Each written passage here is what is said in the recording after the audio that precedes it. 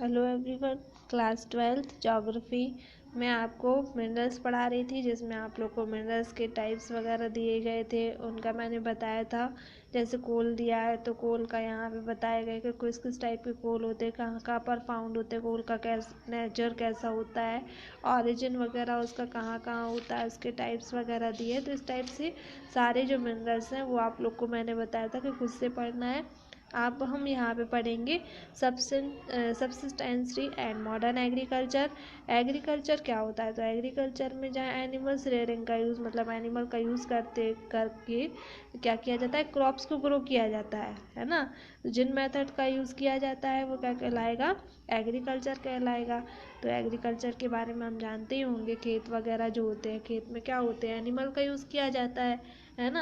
Animal का use करने के लिए उसे क्या बोलते हैं? एनिमल रियरिंग बोलते हैं। और क्रॉप्स को क्या किया जाता है? ग्रो किया जाता है। उसमें मेथड क्या होती है, मतलब water time to time, crops time to time जो है उसका एक्यूरेट टाइम होता है, उस वाई उसको ग्रो करना है ना। इस हिसाब से उसका रीप करना और उससे बिगिनिंग करना, ये किस हिसाब से होता है? एग्रीकल्चर में ही होता है ना। फिर एग्रीकल्चर का यूज़ क्या है यदि पूछा जाए, तो एग्रीकल्चर में हम क्रॉप्स जो ग्रो होते हैं उनको हम यूज़ करते हैं, है ना, फूड आइटम्स में। और विदाउट एग्रीकल्चर तो लाइफ पॉसिबल मतलब एक नथिंग तरीके से ही लेकर चले, है ना। फिर ऑरिजिन ऑफ एग्रीकल्चर लिखा है, तो ऑरिजिन ऑफ एग्रीकल्चर हम ले सकते हैं वही अर्ली मैन के टाइम से, जब उसने एग्रीकल्चर में फूड को, क्रॉप्स को ग्रो करना सीखा, जिसमें फर्स्टली उसने सोयाबीन और जो बाजरा वगैरह है उनका यूज़ किया, है ना, उनको ग्रो किया। फिर डोमेस्टिकेशन है plants and animals which enable man to obtain regular supply of food marks an important stage in cultural evolution of human beings. अभी मैंने बताया कि डोमेस्टिकेशन ऑफ प्लांट्स और एनिमल का सबसे ज़्यादा यूज़ मैन के लिए किया जाता है, फूड आइटम्स के लिए, जो कि एक ह्यूमन बींग्स के लिए इम्पोर्टेंट स्टेज है ना। फिर not only remove the necessity continue movement of human population but also facilitated a rapid growth in population का जो यूज़ होता है, सिर्फ पॉपुलेशन में एग्रीकल्चर का यूज़, सिर्फ क्रॉप्स का यूज़ सिर्फ ह्यूमन बींग्स ही नहीं करते, बल्कि पॉपुलेशन का ग्रोथ भी बढ़ाते हैं। ह्यूमन पॉपुलेशन पर ही डिपेंड नहीं है, बल्कि पॉपुलेशन की ग्रोथ करने पर भी एग्रीकल्चर डिपेंड करती है। इसमें एरिया लिखा है, ओरिजिन का एरिया लिखा है, तो कब हुआ था? तो समथिंग 10,000 से 20,000 ईयर्स एगो ओरिजिन हुआ था एग्रीकल्चर का। कई सारी टेक्निक्स है जिनका यूज़ किया जाने लगा। पहले तो एनिमल्स वगैरह और जो नॉर्मल सी टेक्निक्स हैं वो यूज़ होती थी, फिर धीरे धीरे डेवलपमेंट्स होते गए तो जो मशीनरी वगैरह है, हैवी मशीनरी का यूज़ होने लगा है एग्रीकल्चर में, जिनके कारण प्रोडक्शन तो बेस्ट होता है और सब जल्दी हो जाता है ना। अब टाइप्स ऑफ एग्रीकल्चर लिखा है। एग्रीकल्चर को हम कितने टाइप से डिवाइड कर सकते हैं? सबसे फर्स्ट लिखा है सब्सिस्टेंसरी एग्रीकल्चर। सब्सिस्टेंसरी एग्रीकल्चर आ जाएगा जहाँ पर एग्रीकल्चर जो या फार्मिंग होती है वो कैसी हो? सेल्फ तरीके से हो। मतलब जो यदि एक किसान है वो सेल्फ ही अपना एग्रीकल्चर, उसका खुद का खेत है और वो फार्मिंग करता है ना, तो वो क्या कहलाएगा? सब्सिस्टेंसरी एग्रीकल्चर के अंदर आएगा, जिसमें वो क्या कर रहा है? फूड आइटम्स है, वो जो फूड क्रॉप्स हैं उनका यूज़ किसके लिए कर रहा है? खुद के लिए कर रहा है, अपनी फैमिली के लिए कर रहा है। और उसका क्या कर रहा है? धीरे धीरे वो डेवलप्ड हो जाता है, अपनी फैमिली की नीड्स को पूरा करता है और धीरे धीरे वो क्या करने लगता है, जैसे ही उसकी मतलब नीड्स पूरी होती होते हैं उसके बाद भी यदि फूड आइटम्स बचते हैं, है ना, फूड क्रॉप्स बचते हैं, तो उसको क्या करने लगता है? मार्केट में सोल करके अर्निंग्स करने लगता है। तो ये किसके लिए कर रहा है? वो फार्मर खुद के लिए कर रहा है। तो ये क्या कहलाएगा? इसमें सेल्फ सफिशिएंसी है, इसलिए कौन सा आ जाएगा? सब्सिस्टेंसरी एग्रीकल्चर के अंदर आ जाएगा। इसका डिटेल आप खुद पढ़ेंगे। जैसे इसमें पोटैटो का भी एक एग्जांपल दिया गया है, और लैटिन अमेरिका में समथिंग लैटिन अमेरिका और पार्ट्स ऑफ एशिया में भी इसका यूज़ होता है। और हमारे इंडिया में भी देखते हैं 2015 में भी अबाउट 2 बिलियन पीपल इसका यूज़ करते थे, है ना। फिर इसके बाद आप लोग को प्राइमेटिव एग्रीकल्चर दिया है। प्राइमेटिव एग्रीकल्चर के अंदर वो आ जाएगा जिसमें टेक्नोलॉजिकली, है ना, टेक्निक्स का यूज़ करके, मशीनों वगैरह का यूज़ करके क्या किया जाता है, फील्डिंग की जाती है, खेती की जाती है। मेनली जो गार्डन्स होते हैं या होम स्टीड वगैरह, मतलब जो छोटे छोटे गार्डन्स होते हैं, छोटी छोटी जो जगह होती हैं, वहाँ पर भी लोग क्या करने लगते हैं, क्रॉप्स या जो अलग जो फूड क्या बोलते हैं प्लांट्स वगैरह ग्रो करने लगते हैं, है ना, फर्टिलाइज़र वगैरह उनको प्रोवाइड करा दी जाती हैं। तो इस टाइप से मशीनरी जो टेक्निक्स यूज़ करते हैं या जो आजकल जो डेवलप्ड हो रहे हैं वो सारी टेक्निक्स का यूज़ करते हैं। तो एक इसमें आ जाएगा प्राइमेटिव एग्रीकल्चर में आ जाएगा। जैसे मोस्टली यदि देखें तो अफ्रीका वगैरह में इस टाइप की टेक्निक्स ज़्यादा यूज़ हो रही हैं।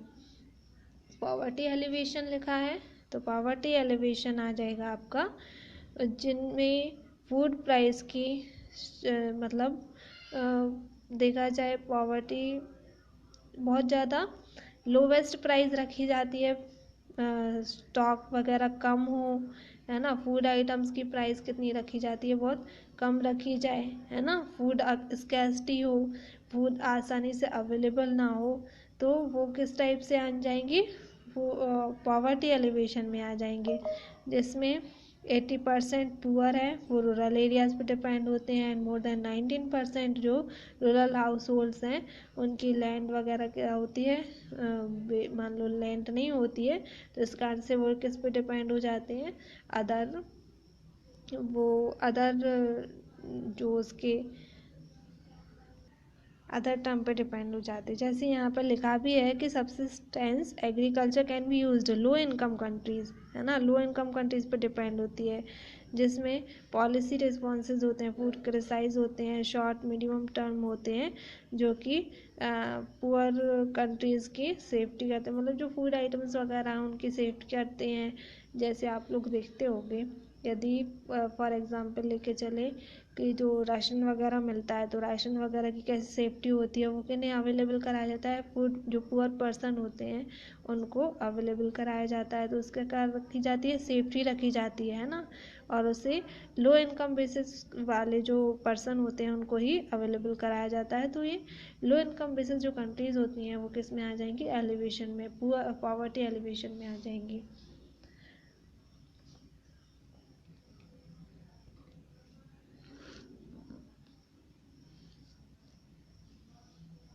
यहाँ पर आप लोग को मॉडर्न एग्रीकल्चर वगैरह के बारे में बताया गया है कि मॉडर्न एग्रीकल्चर क्या है। तो मॉडर्न एग्रीकल्चर में जहाँ पर फार्मर के हेल्प के साथ साथ उसकी एफिशिएंसी को इंक्रीज़ किया जाए, मतलब जो नेचुरल रिसोर्सेज हैं जैसे वाटर, लैंड और एनर्जी वगैरह को यूज़ करके उसके जो नीड्स हैं उनको या बिजनेस वगैरह को इंक्रीज़ किया जाए, सस्टेनेबल एग्रीकल्चर का यूज़ किया जाए, फार्मिंग वगैरह है मॉडर्न एग्रीकल्चर में, वही सब आ जाएंगे कि एग्रीकल्चर को क्या करना, मॉडर्न तरीके से डेवलप्ड करना, है ना, उसमें मॉडर्न टेक्निक्स का यूज़ करना, ये सब किस में आ जाएगा, मॉडर्न एग्रीकल्चर में आ जाएगा।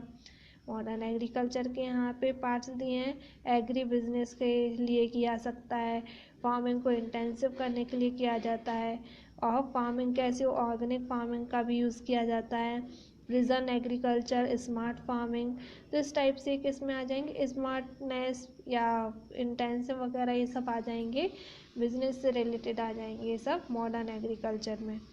सॉइल इरोजन क्या होती है, सॉइल इरोजन मतलब सॉइल का ख़राब होना।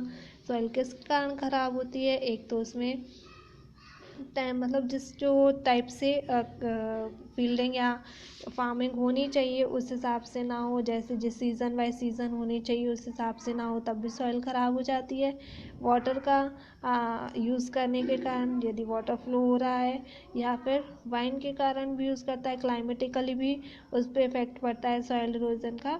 यदि लेकिन देखें तो न्यूट्रिशन यदि रिच हो जाए सॉइल में तो भी हैम्पर होते हैं, और यदि कम हो, है ना, सॉइल में जो न्यूट्रिशन पाए जाते हैं वो यदि कम हो तो भी उसको मतलब नुकसान पहुंचाते हैं, और यदि ज़्यादा हो तो भी उसमें नुकसान पहुंचाते हैं।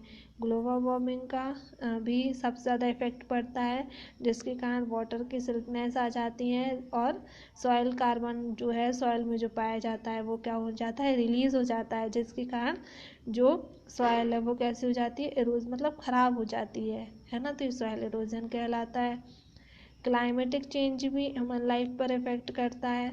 तो आप लोग यहाँ पे समझ सकते हो कि यदि क्लाइमेटिक कंडीशंस हैं, यदि क्लाइमेट चेंज हो रहा है, विंटर्स पड़ रही हैं या समर पड़ रहे हैं, या फिर जो एयर के इफ़ेक्ट पड़ते हैं, उसके कारण क्या हो जाता है, एनवायरमेंटल कंडीशंस भी जो हैं वो चेंज हो जाती हैं, जिनके कारण ह्यूमन हेल्थ पर इफ़ेक्ट पड़ते हैं।